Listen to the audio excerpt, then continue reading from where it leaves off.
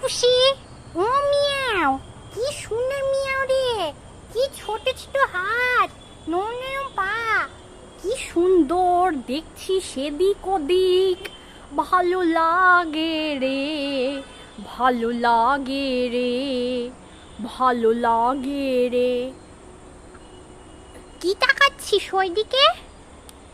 তোর সখী আছে কি না? আরে তোর ফ্রেন্ড এখানে নেই রে, ঠিক চলে আসবে, চিন্তা করিস না। শোন রে, শোন রে, তুই তুই কিছু চিন্তা করিস না। বাবারে কোথায় চললি রে পাঁচিলের ওপর দিয়ে? ও, তুই ঘরে যাচ্ছিস?